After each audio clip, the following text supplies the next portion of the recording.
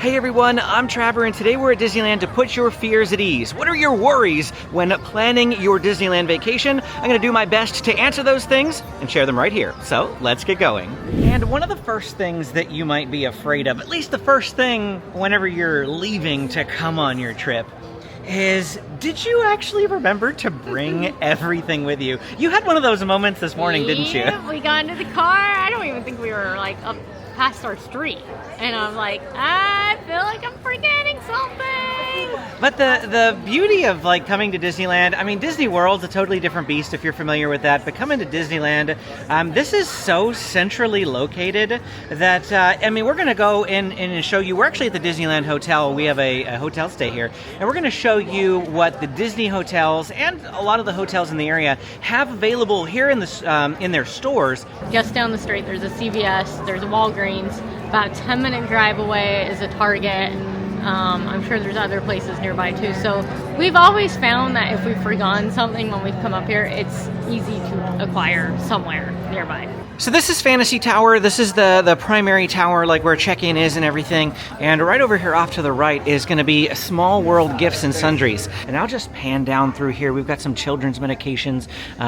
We've got some diapers and some other things that you might need, like Tide pens and Ziploc bags. And hopefully, I'm just taking a quick pan here, but you can see some of the things that they might have, like deodorant or Pepto-Bismol, it looks like up here. And they've even got like throat lozenges and Vapo Rub, your standard Advil and Tylenol, Benadryl, Claritin, Mucinex. They've got your basic medicines here, even some bandages and tissues. If you're not staying at a Disney hotel, a lot of the other area hotels will also have gift shops. Some of their gift shops are significantly larger in terms of quantities and things that you can get, like those things that you might have forgotten, like toothbrushes and contact solution and all of that. You might be able to find those available at other hotels. Like I said, every hotel is a little different. Some of them have larger gift shops, some of them are smaller. Also, don't forget that as a worst case scenario, you can order something from Amazon. And I've had stuff sent from Amazon to Disney hotels before, as well as other hotels. Just talk to the front desk of whatever hotel you're staying at and ask them what their policy is for having orders delivered. And you can sometimes same day or next day Amazon items if you have Amazon Prime. So definitely don't forget that as well. Now let's talk about rides, because rides can be quite a bit of a fear for some people. I want to put your mind at ease right now. Disneyland is really tame compared to like Six Flags, Cedar Point, even Knott's Berry Farm. It's going to be a little bit more intense than a place like Legoland, California. I feel like our kids are kind of outgrowing that park now. Yeah. But the rides here are, for the most part, fairly family friendly. I mean, Incredicoaster can be a little intense, but that would probably be the only one. But even so, like as far as roller coasters go, it's just the inversion, I think, and probably the maybe like 60-mile-an-hour launch that people are, or maybe it's like 55, but that launch that people are concerned about, it's actually like very smooth, very tame. You should go on it, John Anderson. Calling him out. But no, if those types of rides aren't for you, don't force yourself to do them. There are 54 rides between Disneyland and Disney California Adventure that I want to say that the like roller coaster type rides only make up maybe about 10 of those 54 rides. Not that many. And so the other 44 are all very good, entertaining. They're not, just because they're not thrilling doesn't mean they're boring, okay? Factor that in. The rides here are very family friendly. I think everybody in your party is gonna have a good time, even if they sit out on a few that they might be a little hesitant about. But I promise you that if you are on the fence and you put the effort into actually giving it a try, Benjamin, when he was little, was like very nervous about some rides, but as soon as he did them, they suddenly became his favorite ride. Ooh, that's fun. Little interjection here from the future. I can't make this up. This worked out perfectly with what I was filming today. We stayed at the Disneyland Hotel on the same day that we filmed this. And so we're actually over here at the Disneyland Hotel, hanging out, just playing with some games here. And we met a viewer over here, a little guy named Austin. Shout out to you, Austin. Thank you for saying hello. They were telling me that they watch my videos to help him get over rides that he's afraid of. And he watches the different ride videos, and he's made lists about rides he's willing to try. And they shared a couple of rides that they tried because of watching our videos: Silly Symphony Swings and Radiator Springs Racers.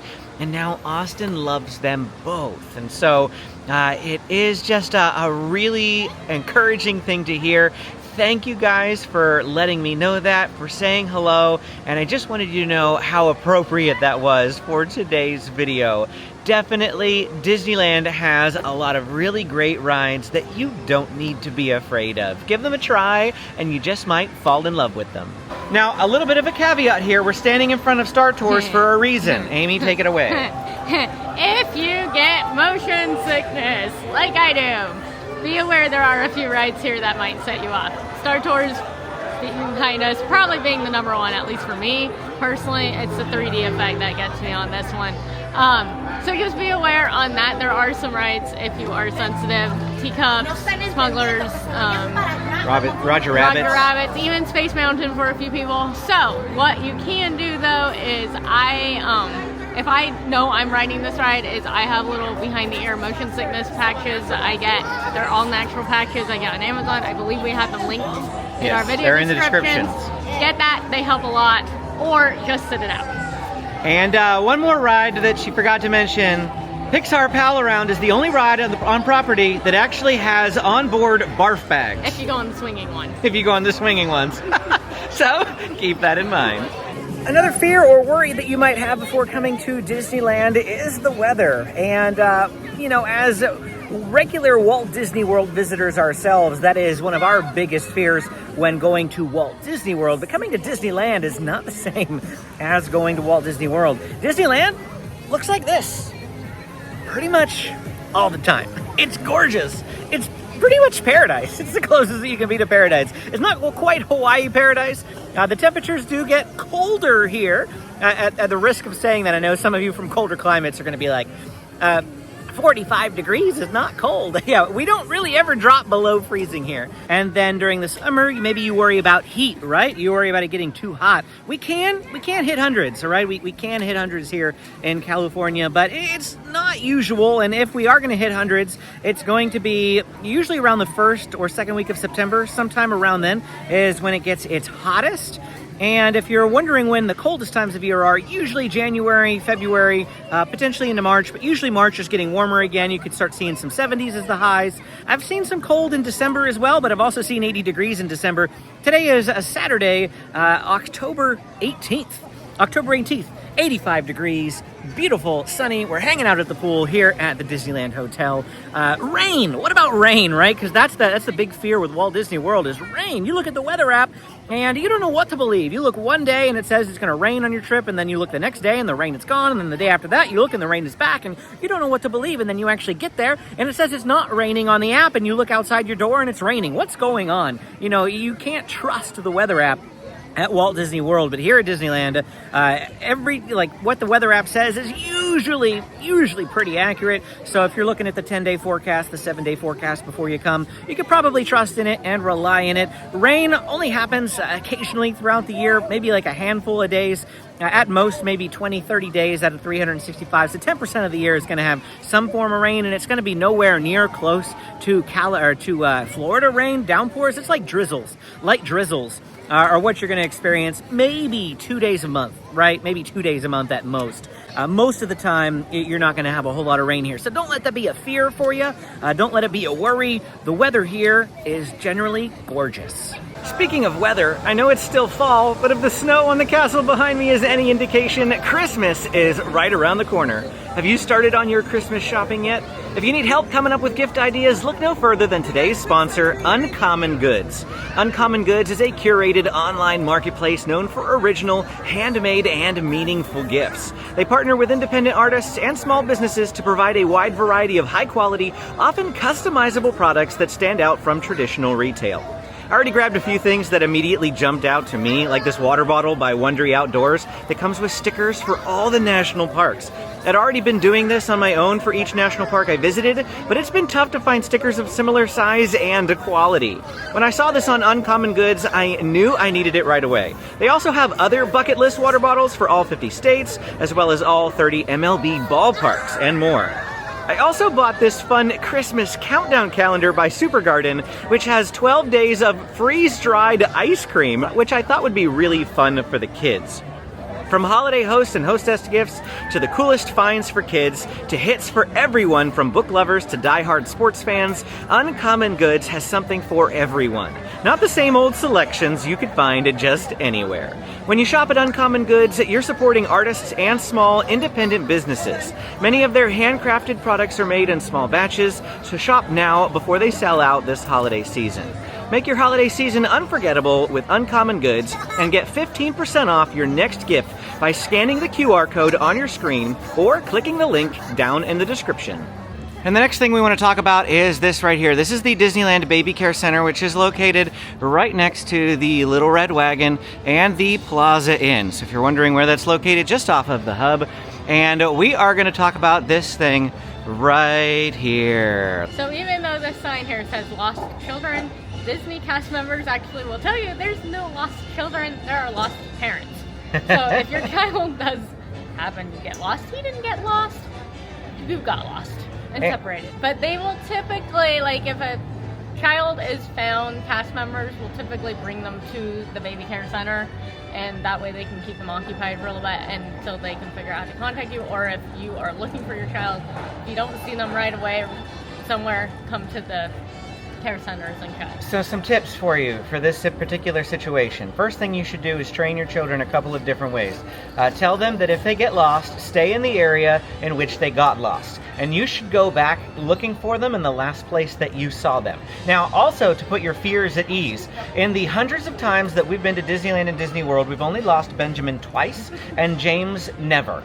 And we've always found Benjamin within 2 minutes of losing him. So, you know, if you go back to the area where you lost them and they know to stay put, you'll probably find them. The other thing is, teach them your phone number, because if they do get lost, teach them to find a cast member with a name badge and to tell them your phone number. The other thing I've seen people do is you can get the tattoos that, you know, don't stay permanent on there, that you can get with your phone number written on it. I've seen other people even write their phone number on their kid's wrist with a Sharpie and then put clear nail polish on top of it. So if your kid is too young to memorize a phone number, there are ways that you can put phone numbers. We used to put our phone number on our kids' magic bands. That way if they got lost, they would have a phone number accessible.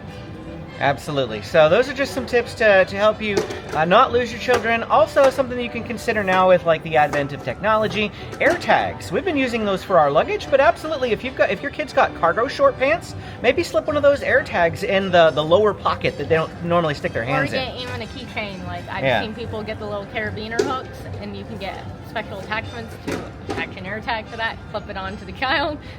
And there you go. Yeah. Another fear that I've seen pop up in the comments in my channel from time to time are, what do I do with strollers or ECVs? You know, you want to come to Peter Pan, right? And do you see any strollers around? No. What do I do with them? Well, let me show you.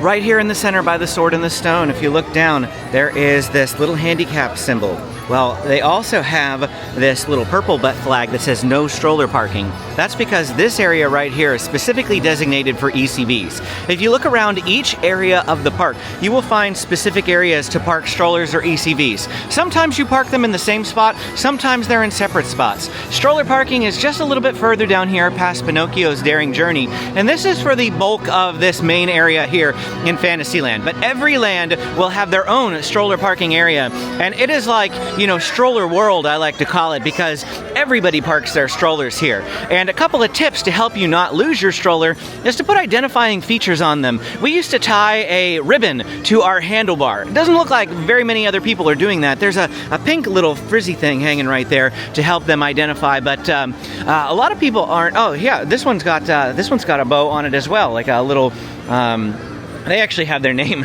They have their name hanging down there. So there are different things that people will do to identify their strollers so that your stroller does not get mixed in with somebody else. Because if you have a very generic, very popular stroller, there is the possibility that someone will think it's theirs and just kind of walk off with it. So do your absolute best to make sure that yours is unique. I also recommend not bringing expensive strollers because as much as we like to think that it doesn't happen and that Disneyland is all sunshine, pixies, and rainbows, strollers can get stolen here.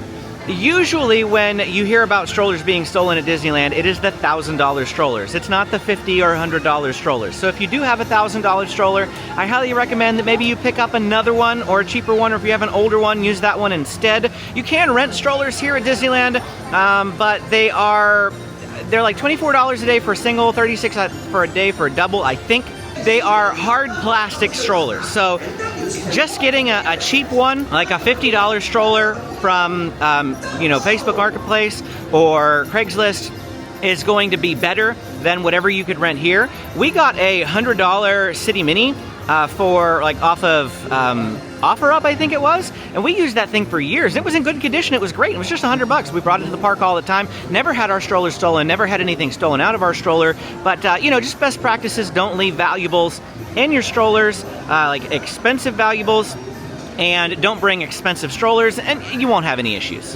Over here at Matterhorn Bobsleds now, and here's just another stroller parking area. Again, every area of the park will generally have stroller parking, so they're not going to expect you to park over by the carousel for all of Fantasyland, because Matterhorn is considered part of Fantasyland. There'll also be stroller parking further down the way towards It's a Small World as well. While we're hanging out over here by Matterhorn, let's talk about another ride-adjacent topic, and that is missing lightning lanes. That could be a fear, right? You schedule a lightning lane, but what happens if something else comes up? Or what happens if the only time that you could get a lightning lane for that really desirable ride, be it Indiana Jones or Guardians of the Galaxy Mission Breakout, is right when you had an advanced dining reservation, which we'll talk about later.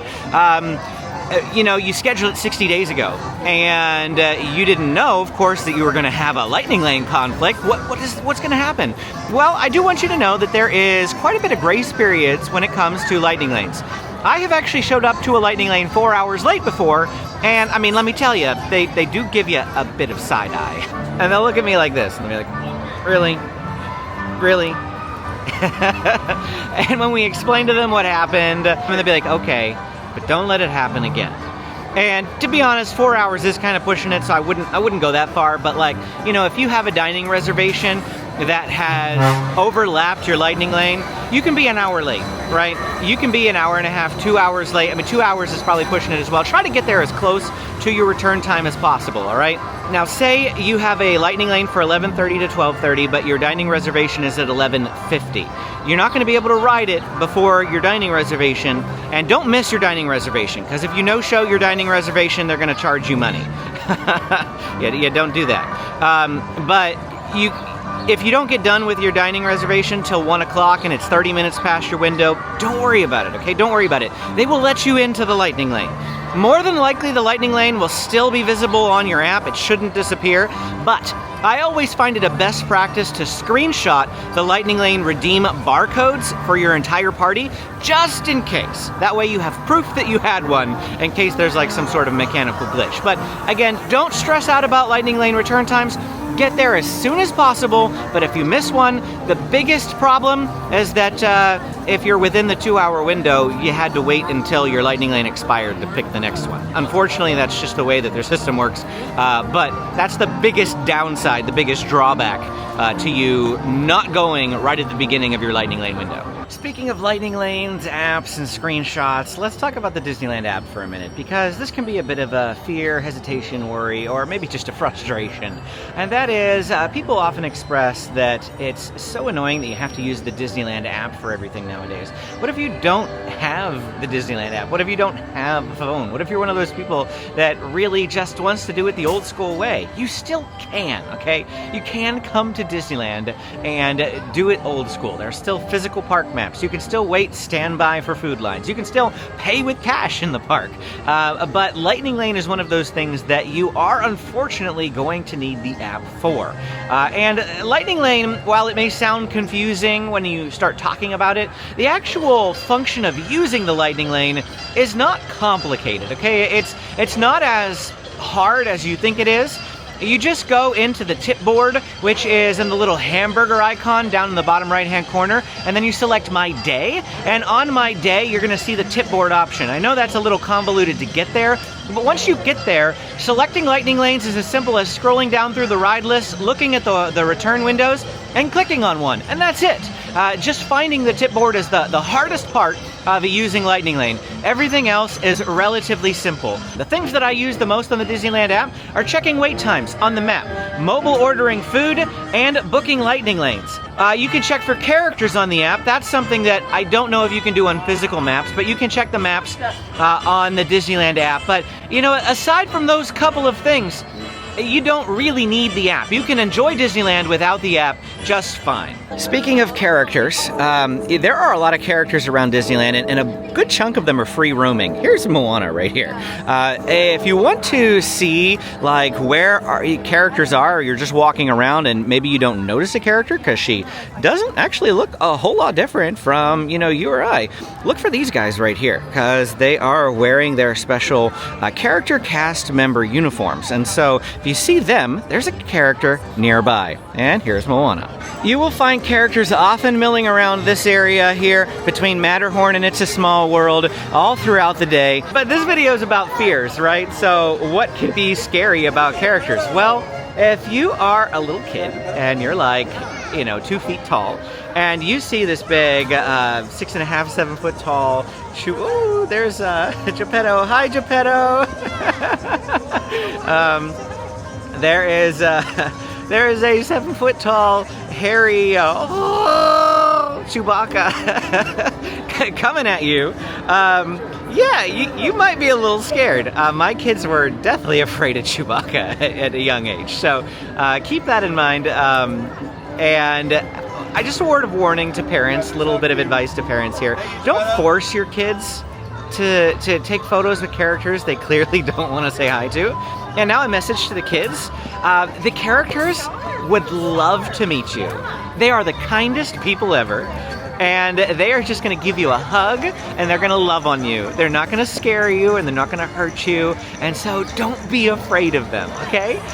Characters at Disneyland are probably one of the best parts. The interactions with them are awesome, especially if you're lucky enough to ride a ride with them. I've seen the Mad Hatter and Alice ride together with guests on the spinning teacups, and I've seen Mary Poppins and Bert ride with people on the carousel. It's a super fun experience. That doesn't happen often though, so don't expect it, but I do want you to know that it's possible it does happen.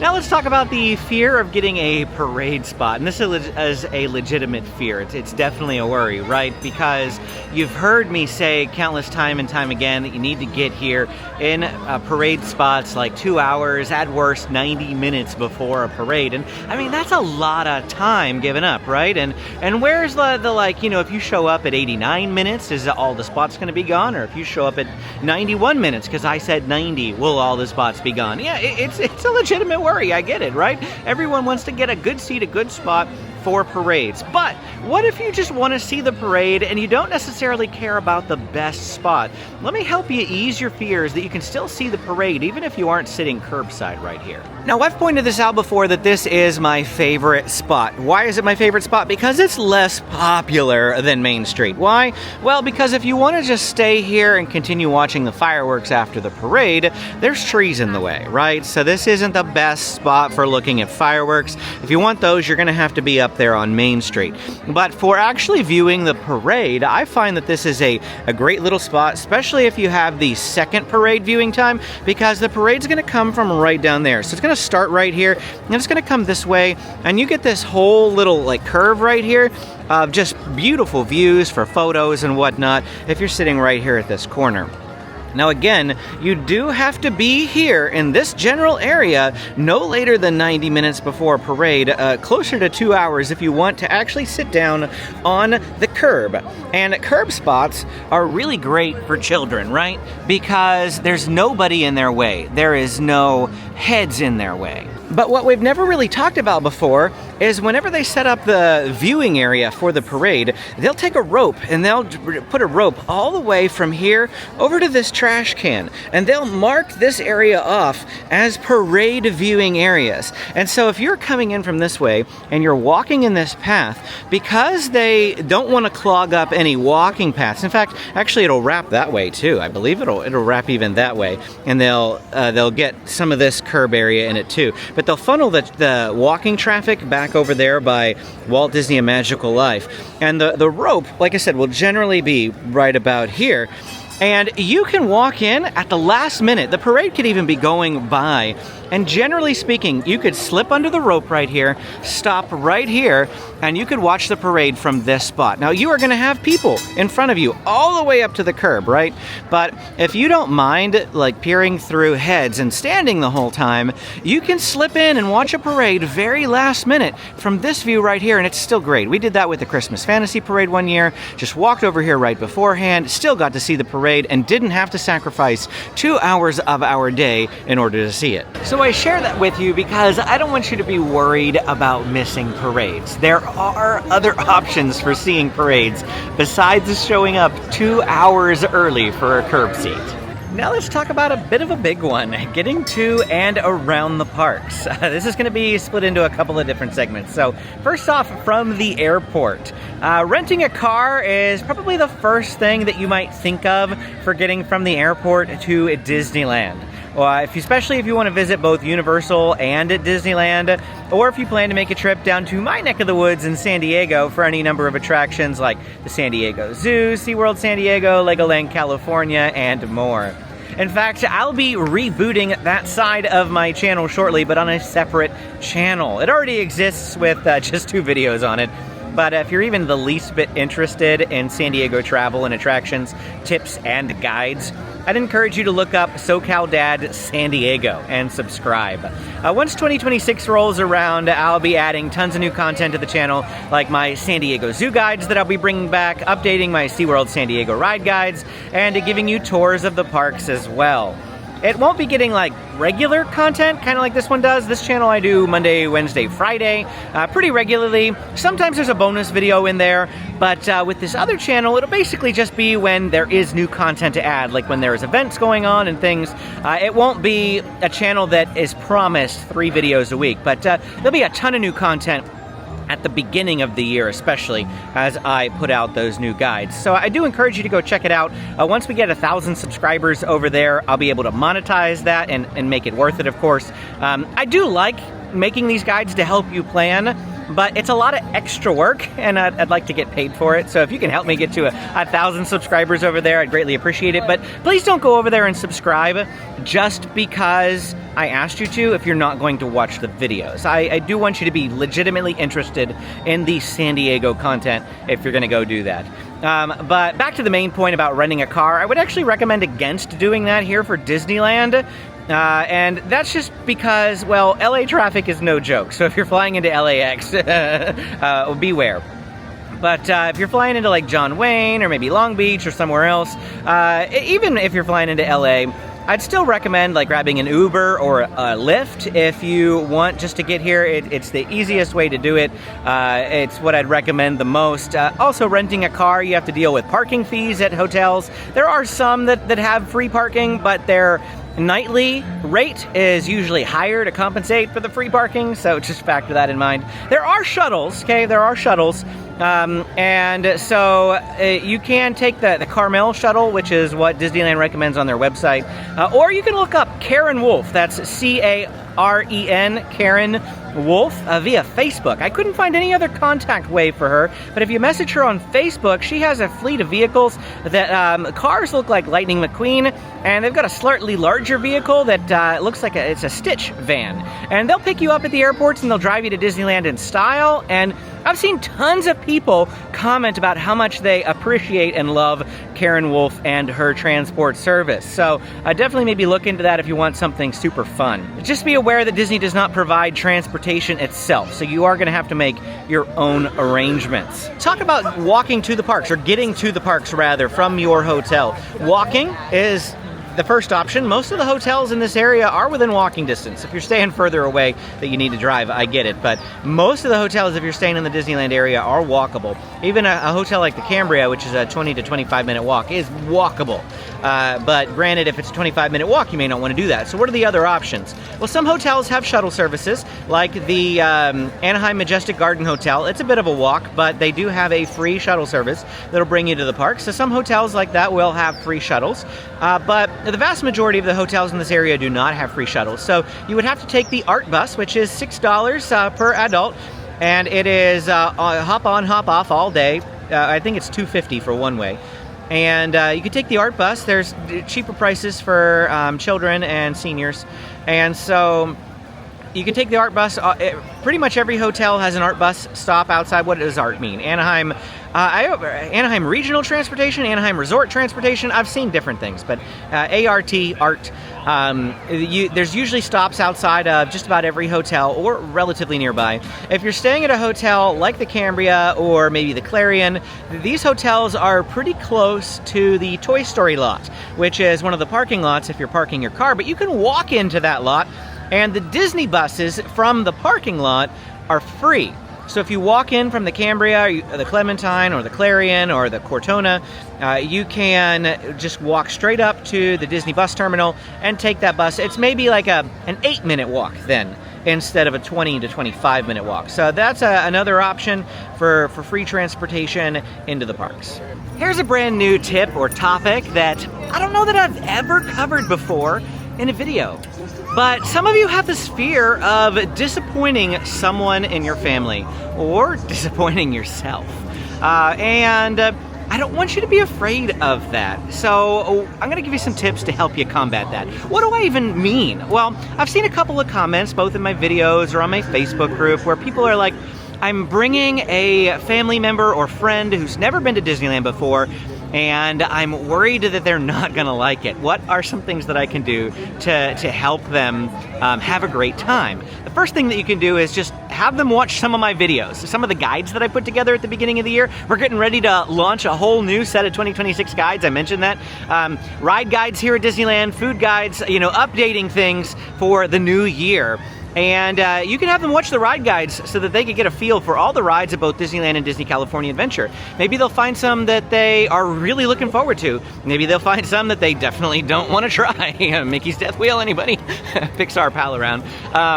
And so, that'll help them. Don't take them on Pixar Pal Around if they're going to hate it. Don't take them on Guardians of the Galaxy Mission Breakout if they don't like the idea of being dropped. That's a way to make them hate it. Yeah, don't take them on those rides. But maybe there's other rides that they really are excited about and they're going to love. And you can find, they can get that excitement and anticipation by watching those things. Food guides, have them, pick out some foods and some snacks that they're really interested in trying and getting excited for. But what if you're worried about disappointing yourself? What do I mean by that? Maybe you're worried that you won't get everything done or that you won't be able to try everything that you want to try. Newsflash, reality check, you won't, okay? You won't. Just come to terms with it right now, and you won't disappoint yourself when you're here because you'll know it's not going to happen. Every year I create a list, I create a plan, a spreadsheet of food that I want to try at Walt Disney World. Oh, and Amy wanted me to mention to you guys, we're going to start the countdown to Schinken-Noodlen. What is a Schinken-Noodlen? It is this amazing little German cheese thing that they have at the Germany Pavilion for Food and Wine Festival. And we are going to Walt Disney World for Food and Wine Festival for the first time in 5 years. And we're going for Thanksgiving, so it's just about a month away. And we're starting the countdown to Schinken-Noodlen. The kids don't know we're going, though, so I can't talk about it around them. And we're so excited to get Schinken-Noodlen again. I think that's how you pronounce it. Rides, make sure you have a priority list. I say that all the time, but make sure that you have your top rides. No one's going to come away disappointed. Not you, not your family, not your kids, not your friends. No one's going to come away disappointed if everybody rides their number one ride. We just spent a lot of time talking about planning and priority lists, but what if these things kind of stress you out? I mean, you're watching this video, so hopefully you're a planner, but maybe you're doing it begrudgingly. You're researching and planning and you don't really want to. Do you actually need to plan? No, not at all. You can absolutely show up and still have a great time, but you are going to need to lower your expectations. Lines are going to be longer than you think they're going to be. There will be more people in the walkways than you're probably comfortable with. The food cost will probably be a sticker shock to you, and the quality of the food may not live up to your expectations. In my experience, Disneyland is the cream of the crop when it comes to theme park food. Just try visiting SeaWorld San Diego if you don't like Disneyland's food. Then you'll find out what real theme park food is like. But you don't need to know where you're eating ahead of time, okay? I know I talk about that here, but you don't really need to. It'll absolutely save you time and possibly money knowing where you want to eat, but if the thought of looking through menus for an hour sounds like torture, then don't do it. Go, wing it. You're fine. You might miss the parade because you had no idea it was going on, but be flexible and roll with what life throws at you and you'll be okay, I promise. Another fear that people have is getting those dining reservations because, as you know, some of the Disney restaurants are very popular and dining reservations go very fast. However, all the restaurants will allow you to do walk-ups. They can't guarantee you can get a walk-up, but you can still go to the restaurant, ask to see what the availability is for a walk-up. The other tip we have is if you don't get it right away at that 60-day mark, check out Mouse Dining. They allow you to set alerts and they will send you an email or a text message letting you know, hey, a reservation opened up for the time of your trip. And we have managed to snag lots of reservations, maybe a couple days before our trip that we couldn't snag at that 60-day mark. The restaurant that we're at right now is Carthay Circle Lounge, and this one just, it doesn't really fill up. I think I grabbed this one maybe 2 or 3 weeks ago. Yeah. It wasn't even that long ago, and I think it had wide open availability. Yeah. There's definitely a lot of stress around this topic, and specifically I've had a lot of comments and a lot of people asking about availability not being there even at the 60-day mark. You're showing up at the 60-day mark and you're showing up at 6 a.m. when they drop and it's still not available and you're like, oh no, did it really run out that fast? Sometimes it's not that. Let me tell you that Disneyland's scheduling is not super on the ball sometimes. They don't always have their hours for special events, especially if you're trying to book around Halloween and Christmas time. They'll have special meal events at certain restaurants like Storyteller's Cafe and Goofy's Kitchen that they have to put out schedules for, and sometimes the schedules aren't out at 60 days. And so you have to check back each day, and sometimes it's not until 50 days or 45 days that they'll even open up reservations to be made. Disney World, I feel like everything's usually available at the 60-day mark, but at Disneyland, some of these restaurants really don't have availability right at the 60-day mark, and it's not because it's fully booked, it's just because they haven't loaded any availability yet. So you do have to just keep checking, and then again, that's where Mouse Dining comes in, because that means you don't have to check every day. As soon as they load availability for that restaurant, you'll get an alert via email, and you can go and take care of that. And a Mouse Dining, we're not affiliated with Mouse Dining. They don't pay us to say anything. In fact, Mouse Dining is free. The first 4 alerts are free, and so just set some alerts for some different things, and it's really great. And don't forget, walk-ups are always an option at all these restaurants. However, our key tip with that is to show up early. Do not just show up at dinner time and then expect them to, hopefully fit you guys in, especially if you're a large group. Our recommendation with that is to show up right when the restaurant opens, and you may just have to switch your plans to, lunchtime instead of dinner time, but you should be able to get a walk-up. While we're on the subject of food, let's talk about another common fear, at least those who have allergies, and that is, can you find food here at Disneyland and Disney California Adventure that you can eat with your allergies? I want to immediately put your fears to rest that you don't need to be afraid about that. Disneyland is one of the best theme parks for accommodating allergies that I have ever been in. If you have just a single, simple allergy, such as peanuts or gluten or dairy, there are allergy-safe menus in the mobile order menu for about 50 to 60% of the restaurants.